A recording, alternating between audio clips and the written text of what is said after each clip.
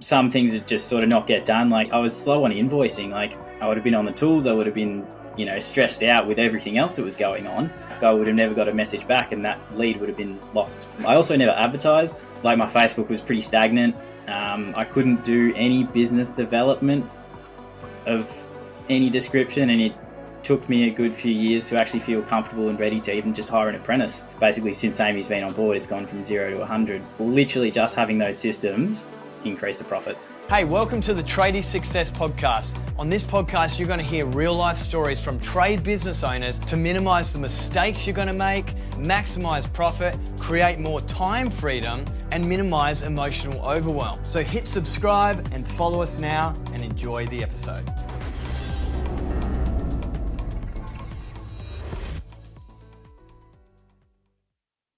Hey everyone, welcome to the Tradies Success Podcast. Here today with Matt and Amy Ferguson from Ferguson Electrical Contracting.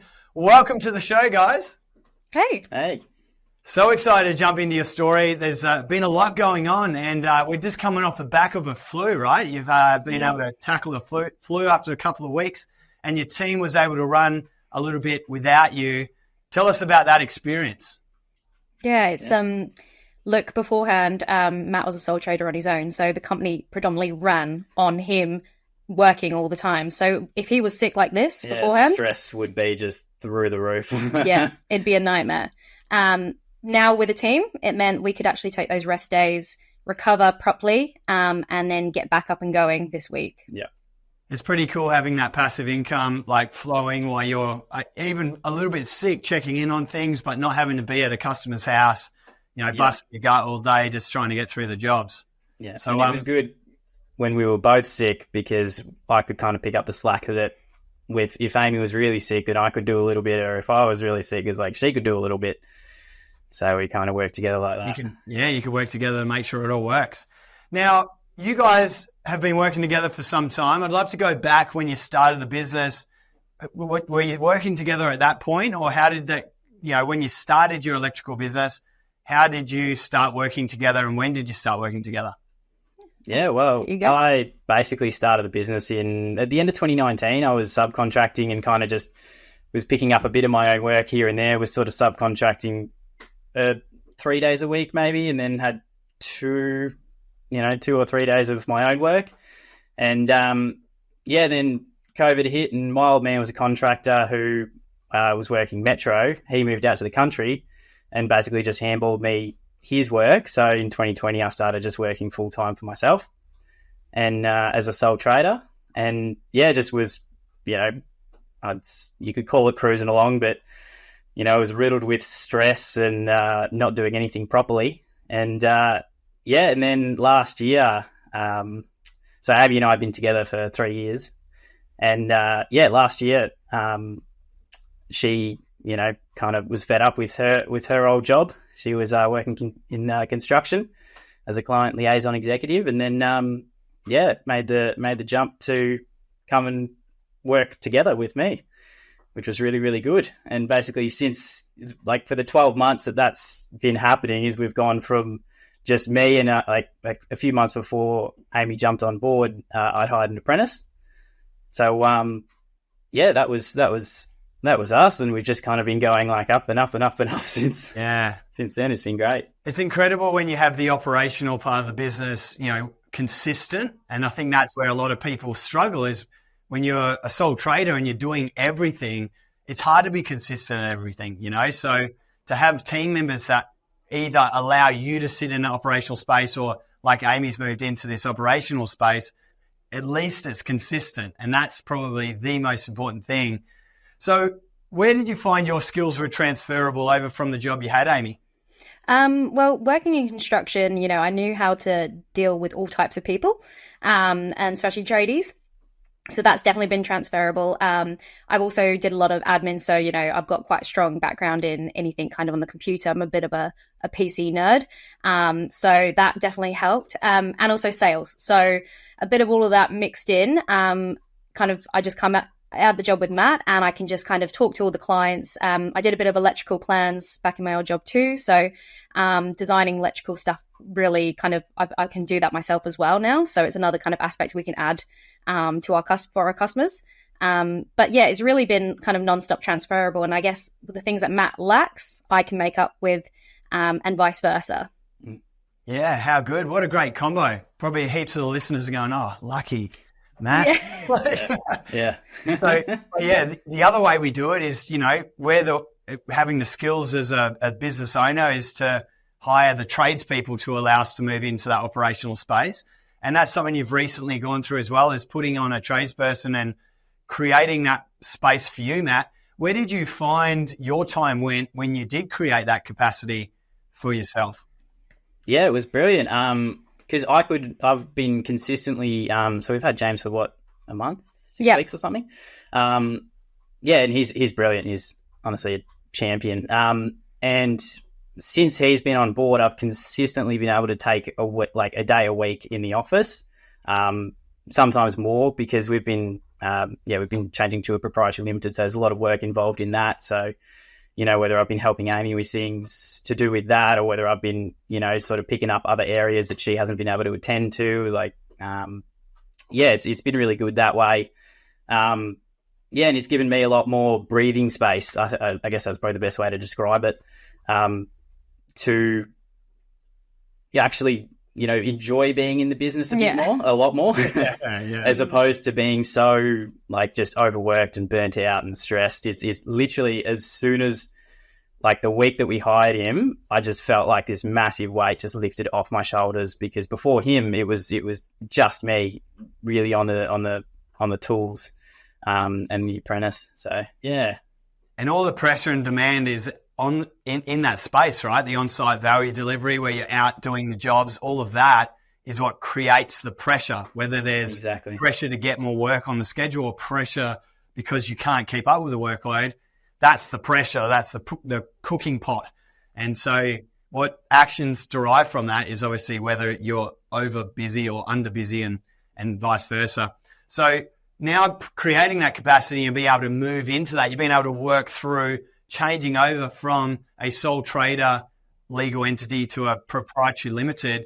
I know a lot of people are sole traders and they keep going with that. And obviously you're going to be hit with potential risks, implications there where you're solely liable for everything.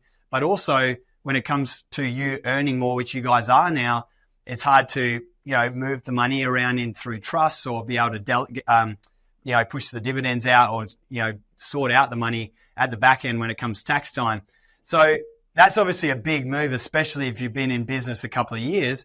Could you walk us through the process that you had to go through, just to make it clear for someone that might be wondering if I should set up as a sole trader or a business, or should I change to a proprietary limited?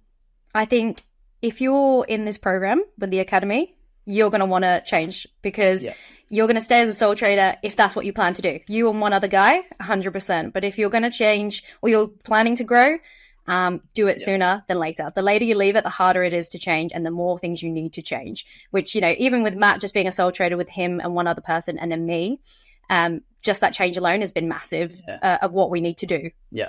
Like our accountant, when we first spoke to her about it, she said that she knows people who, I think it was Work Cover, who had actually gone after, because they were a sole trader, had one of their employees had injured themselves at work, and Work Cover found them liable. So Work Cover went after them personally. And when you're a sole trader, everything that is yours is the business's too. So it all kind of intertwines. Whereas being a proprietary limited company, everything's like you're a separate entity to the business. Then it's a lot more. There's a few degrees of protection there, if anything. You know, not that it would. But touch wood. Yeah, exactly. Yeah. There's a lot of horror cases where it has happened. It can come back and bite you. Yeah. And I think, you know, even moving to the proprietary limited, where you start to think that this business is a different entity to, you know, me, like that in itself, like that separation. I know I went through so many challenges where, you know, we'd get a 1-star review, or we'd have a complaint, or something would happen, and I'd personally feel disrespected, like I was the one that made the problem. And it really took a lot of time to detach myself emotionally from the entity, which is the company. And so when you see the company as an entity purely without the emotional attachment to it, you look at things a bit more objectively with less emotion. Although it's hard, like you still always will feel bad about getting a 1-star review. Yeah. You know, you do, when you do actively see the entity as a separate thing, it really helps with making better decisions. So I'm glad you guys have made that decision and you moved over to it. Yeah. Particularly, like I think for the long run, because we're not planning on staying where we are for too long. We've got a guy coming on board, an A grade coming on board from New Zealand in October. So that'll be. So yeah, we're growing and growing. So it would have been a disservice to us to stay in that old space. Yeah, that makes sense. Yeah. You guys are on the academy growth train. Yeah, it's gone from 0 to 100. I would say. Yeah, very. Yeah. A bit like a Tesla. I just bought a Tesla and it's just like, whoa! I wasn't expecting it to be that fast. Changing. Yeah, exactly. I'm a Mustang. There's a lot coming in and there's a lot going out. Yeah, so exciting. So what have been some of the big lessons you've learned? Like if we were to go back to when you first started your business, and obviously you had a bit of wisdom passed down from your dad and all that sort of stuff, but what are some of the things that you've had to learn the hard way, being, new into business and, moving through to what you know now? So if you were to go back, it's like, I wish I knew this, which is something you've learned since. What would be some of those things, would you say? I'd say definitely keep on top of your paperwork on the back end. When Amy came on board, like my paperwork was just a mess. It was just, it was like 2-3 years of just banked up, like half done stuff. I used to use QuickBooks, and that was just my old QuickBooks system was just an absolute shit show. It was terrible. So the first thing when we made the decision that Amy was going to jump on board is I got Zero. So Zero started the week before that she jumped on board. So she had a clean slate to work off. Definitely that back end stuff. One thing I did learn, like when I was a subcontractor, was I worked a couple of years. I worked through every public holiday and work weekends, and didn't have Christmas break, and I did that for like 2 years. I came out the end of it. I'm like, it's too much. You burn yourself out like mentally, and you just end up physically and mentally fatigued from just being on far too much. So that's one thing, is like you got to prioritize yourself. Particularly when you're running your own business as well. It's you never truly switch off, and you do need that time to switch off. 100%. Yeah, two really good big lessons there, and I'd love to jump over to Amy to the first point. So when you came in, Amy, and you had to like try and familiarize yourself with the systems, the processes, and obviously coming from a contracting construction business who's probably had their systems in place, to Matt's nice little company over here. What were some of the things that you're like, oh my God, all right, so what are the things that you had to go through and, firstly fix up, and what implications were that having on the business? Yeah, 100%. So one thing that I would recommend to everyone is to make sure you got your systems in place, because we had no system. We had no job management system. We had not even a Google Calendar. I don't think, Matt, was there? I had no way to track anything. It was all up in the noggin. And that for a tradie is not great, because things come and go in there, and then they get forgotten, and then jobs get forgotten. People that you say, I'll get back to you, get forgotten. And that customer service just goes down the drain. There was no follow-up for things. You were managing, you were doing a great job. Like, he's a great tradie, but just potentially not so great in the admin or the organization of, systems. So first things first, whenever you get into a business, first thing I say to people now is, and especially if you're on the academy, before you dive in and it gets a little bit too overwhelming, just look at systems first. Systems. So job management, task management down the line, once you've got that set up. So first things first is just get yourself. It's overwhelming. So start with one thing first, get that conquered, and then move on to the next. So for me, it was getting systems in place. So we actually knew where we were going, what we were doing, and where we're at. Love that. Yes. Hey, Matt, I suck at admin as well, and that's why I was pretty happy to hire someone and hand that off as well. Yeah. That's it. I think we're tradies first, right? That's what we became tradies for. Exactly. So, like, that's a skill set we're not that good at. So sooner we can hand that stuff over and hire someone to do it, they're probably 10 times as better than any of us out in the tools. The better. I got so lucky with having Amy. Because like, you know, obviously like we've got that instant trust there, like, you know, just like for financials and just, you know, we've got really like open communication in everything that we do. So, you know, both in personal life and in business. It's really good like that. And that's the thing, sorry, Greg, just saying that's the thing that I find with a lot of people we speak about, they're in with their partner. They just can't let go of the control of like, you know, like invoicing. Just let your partner do it. Let them, you know, no one's going to cock it up too bad, right? So you let them go because you're sitting there stressed out. Just let someone else take the reins on it. Like it won't fall apart. Yeah. And it might be a few mistakes, but that's part of the learning process. And exactly. We just optimize and recorrect and build some systems around it. And that's right. When you make those mistakes, it's you just navigate around them, and you sit down afterwards and you say, okay, how do we not make that mistake again? How do we fix that problem? Oh, I love it. Let's talk more about systems. So before we jump into that, I'd like to go back to Matt. What were you using? Like, what did your typical week look like before? Because I'm sure 90% of the guys listening are going to be like, that's what I do or did. So what were you doing and what did life look like before you started getting systems in place? So basically it'd be paperwork would be done Saturdays, sometimes most of the time during the week after work. And you'd be relaxing after finishing her job and I'd be sitting in the office for hours and hours.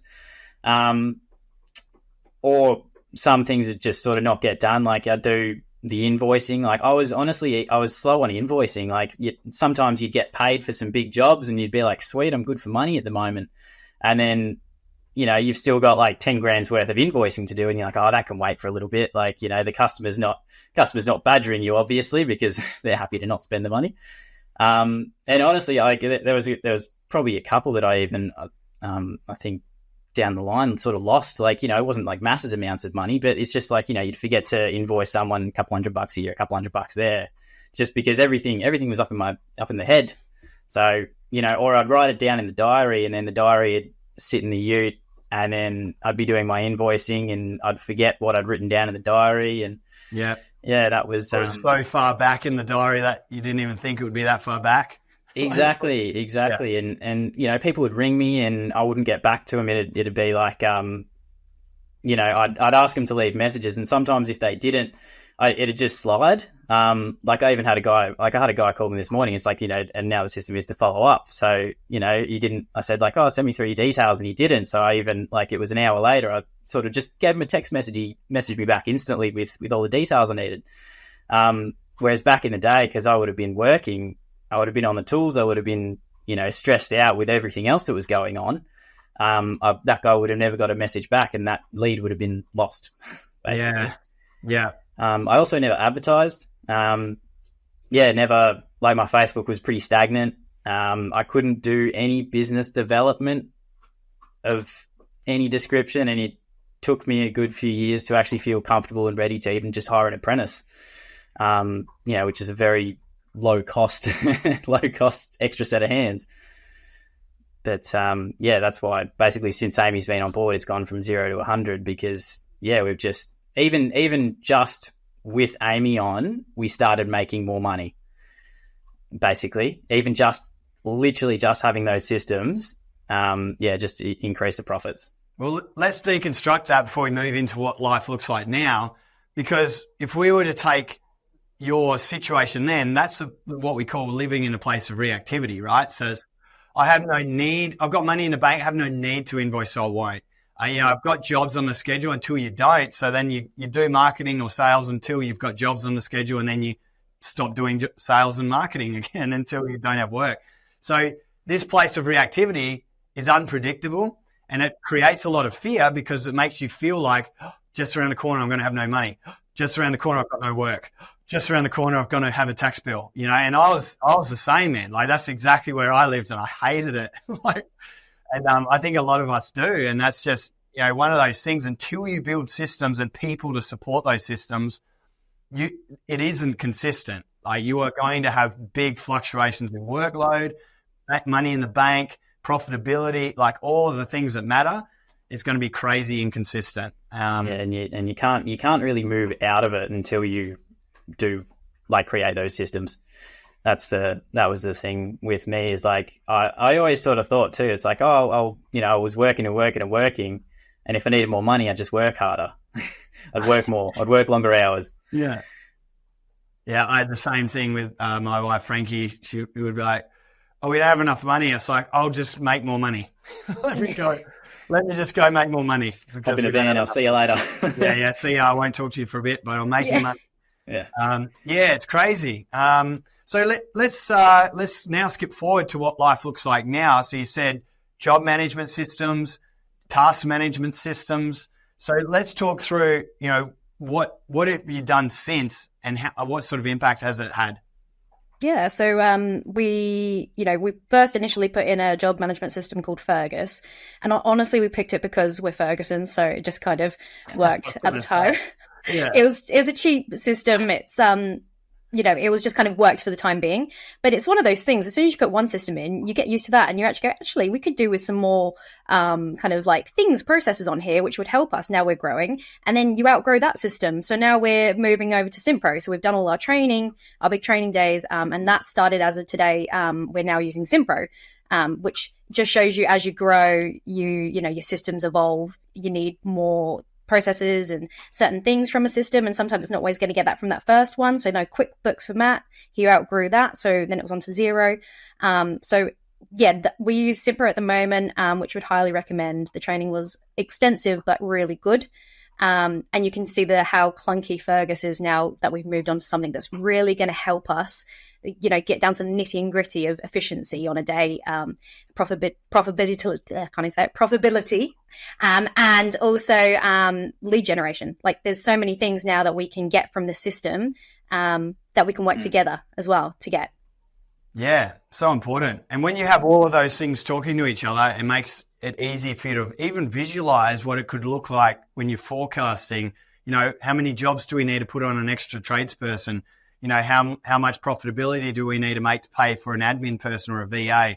All of these things we can start to forecast because we've got more, structure and more reliability in our data, and data is so valuable for us for those reasons.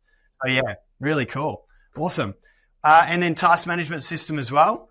Yeah. So we use Asana. Yeah. After the academy gave us some suggestions. So that's one thing that me and Matt always say about, Matt's done business coaching in the background before. And that was great. But it was mainly kind of, all right, go do this, but not really giving you those actual steps that you need to get to that point. They basically set out the goals and be like, okay, so what do you want? Where do you want to get to? All right, how are you going to get there? And, get you to make those decisions, but you don't actually have the knowledge or the systems to make that happen. And so you just end up going around in circles. I got some good stuff out of it, but it was fairly minimal, honestly. And sometimes you just need someone to tell you what to do. And with the academy, that's what it was. It was, right, these are the systems we would recommend. And Asana was one of them for the task management. And it's been epic in the fact that, we can put on there, even where we've got our employees on there too. So we're all connected. And every Friday they fill in a self-evaluation form. And on Asana, it's on there ready for them. So they don't have to go hunting for it. It's there. It's a reminder reoccurring every Friday for them. Me and Matt can assign each other tasks when we think of it, when we're not working. So, if something pops up in your mind, instead of bothering that person and then you're both stuck into that business chat again, pop it on Asana. It's assigned. We'll think about it tomorrow. Yeah. Yeah. Oh, awesome. Love that. Yeah, I'm in the process of that as well. Because even, I've got over 70 staff now. I don't want to call everyone, because as soon as I make a phone call and they don't answer the phone, they call me back and I'm talking to someone else over here and then they're calling me and it's like, oh my God, the phone doesn't stop ringing. So to be able to just think it and then plant it there, and then you might have 5 or 6 or 10 or 20 or whatever thoughts come into your head, you can put them all there and then talk about them all in one phone call or one meeting, and make sure you knock it out really efficiently. So yeah, that's really cool that you've embraced that and you're using that. What were you using before? Just me or both of us? Paper? I was using nothing. I was using my head. Sticky notes? Yeah, text messages, actually. I'd rely very heavily on... he would send me a text or something, and I'd be like, well, that's gone, because then we'd talk about something else, and then that message is ages up in the conversation about call this client. When it was both of us, we'd be sitting around at night time and say, like, oh, we should do this tomorrow, we should do that tomorrow. Like, oh, yeah, we'll do this. And then, we'd both be missing things because we didn't actually have anywhere to plant it or to park it, to park that thought, We're just putting your thought into each other's head, and then it's just like you both have that thought now, and hopefully someone remembers. Yeah, and then you're stressed about that. You're like, oh, God, did anyone remember that? I don't know. Yeah. Hey, did you ever text message yourself or email yourself things you got to do? That's what I used to do. Yep. Email, and it'll be just subject line like, do this. And if anyone was to go into my inbox, they'd be like, oh my God, this person's very passive aggressive.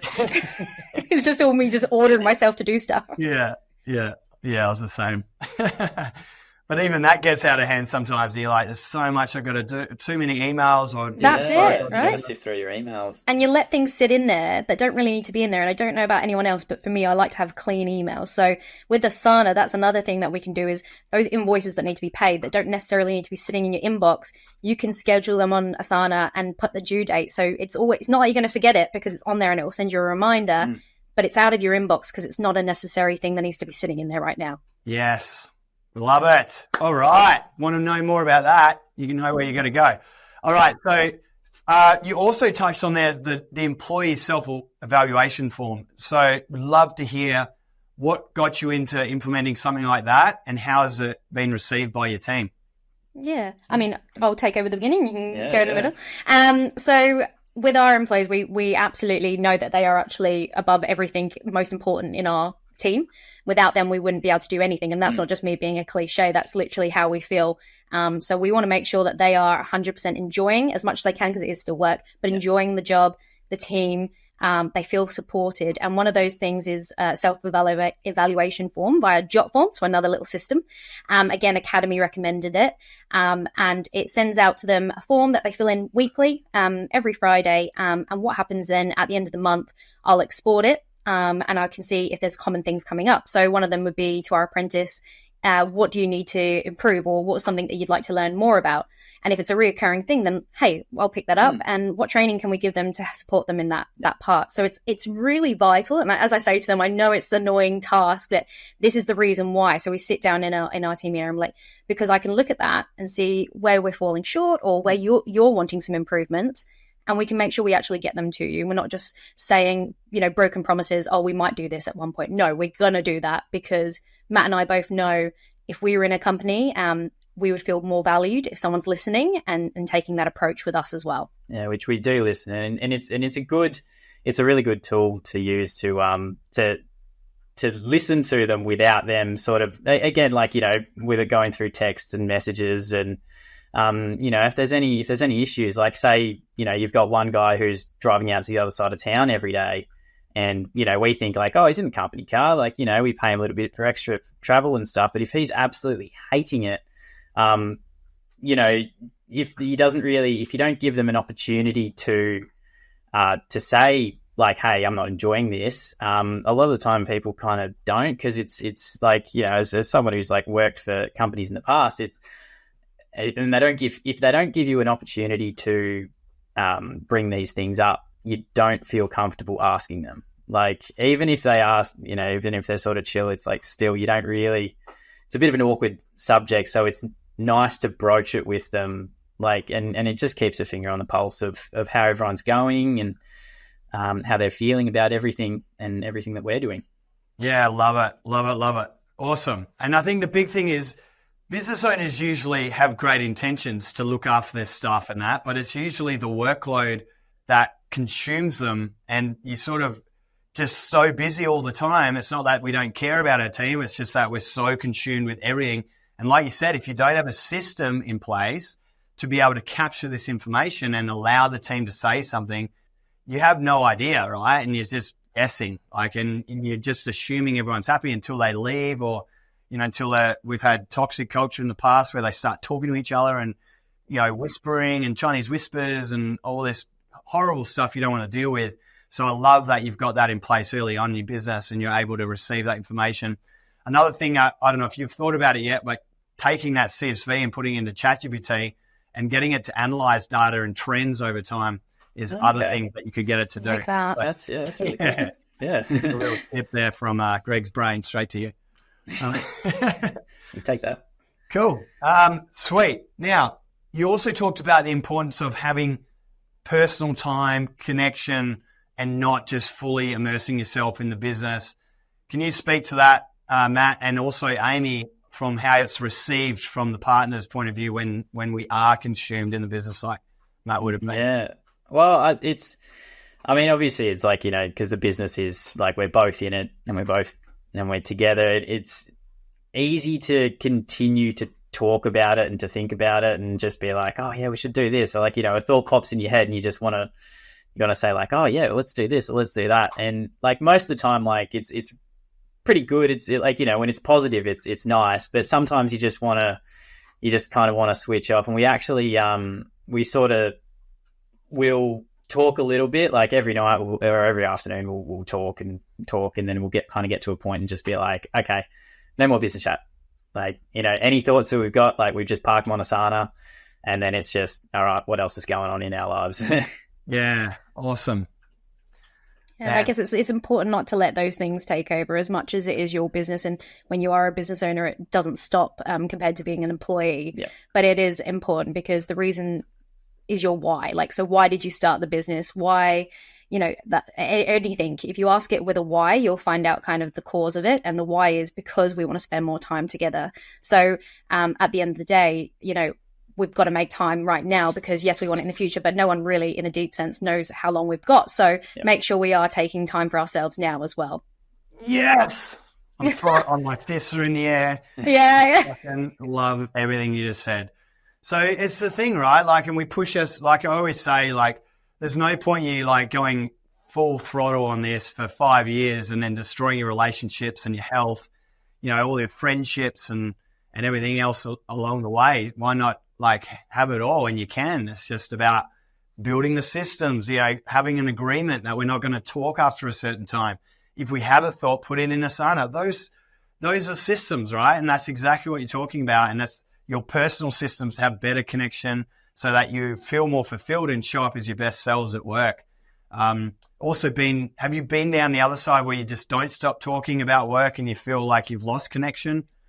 Yes, I would say so. There's weeks that happens, but not honestly. I think since we've been implementing the systems, we haven't really been there as much as when we were at the start. And you know, there was like stressful times, and obviously there's always stressful times. But you know, it's like how we navigated. I mean, like again, we'd talk about something for work, and we'd be like, yeah, we need to do this, we need to do that. And it just wouldn't really get done, or you know, someone would forget something and it'd be like, oh, why didn't you do that? Or why didn't you do this? And yeah.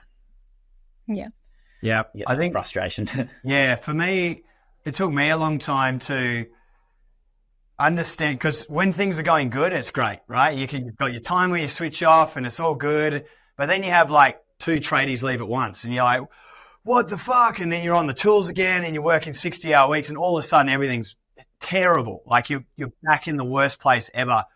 But I think even through those times, you know, you've learned how to hire, you learn how to get support and now growing your business. Through those times, what I've learned is just to have an open communication with my partner and just be like, hey, shit is tough right now. Going to need extra time. I'm just going to go full throttle for maybe a month. I'm probably going to get home late. I'm not going to, you know, be available as much. I'm going to be fully, like when I come home, I'll have dinner, but I'm going back to work. There's times where, as a business owner, you just have to do that. But the sooner you communicate that, you're both on the same page and you're able to support each other. And the sooner that and set a deadline to stop that hyperzone, you know, like obviously it's something you can't predict, like people leaving or someone getting injured and it pulls you back on. Communicate, work out a strategy to put people on and support that and get back to your best life as soon as you can. But yeah, it's one of those things that took me a long time, is when things get tough, not just to dig in and then come up with excuses later. It's more like have that conversation first and then set the expectation, and it makes it easier to connect. Have you had that similar situation for you guys? Yeah. I mean, so. Yeah, I've sort of taken a little bit to snap out of the mindset of, all right, we need more money. Let's just go work more. I'll jump out on the tools. I'll do 6 days a week again. That sort of mindset. It's been really good having Amy to be like that voice of reason, to be like, well, no, hang on a minute. Like, how do we work a bit more efficiently? How do we work smarter? Why don't we win some more profitable jobs, as opposed to, me just working 6 days a week every week. And, so that's where it's really good having that partnership and having that open line of communication. And when we do have those times, because we're not perfect, our company's not perfect by any means, might I add, we definitely have our ups and downs. And when we do get to those downs, it's where we sit together and we go, right, how do we realign ourselves right now? So personally, how do we realign? What do we both enjoy? That gets us back to being centered within ourselves. And for Matt, that's jet skiing, or for me, that's art. So it's let's take an hour just to realign ourselves mentally. Then we can tackle the projects, because we've just taken our, we've kind of like meditating. We've taken some time just for ourselves, and let's get ourselves back on board, because if we're not there with it, then our company's not going to be there with it either. And even in the small day-to-day sort of things, you don't even have to do something massive. Like sometimes, we might be having a moment and we just go take the dogs for a walk, and, you come back and you feel recharged, and, they've been running around in the bushes, and you have a laugh, and, you kind of just recenter yourself. Yeah. Isn't it crazy, how much the business pivots on your well-being and your mindset and the way you show up, and we think, I'll go exercise when I get time. I'll eat better when I've got time. I'll, have a better relationship with my partner when I have more time. And we think that the answer is working harder, but it never is. It's crazy. It's counterintuitive. You think let's just fucking get in there and work harder, and that's going to fix everything. It's absolutely not the answer for a business owner. It's the other way around, and it's counterintuitive, but it works every time. Would you agree? Yes, absolutely. Absolutely. Yeah. Awesome. Hey, I had an awesome chat with you guys today. Is there anything else that you wanted to end on before we wrap it up for an excellent show? Really enjoyed that one.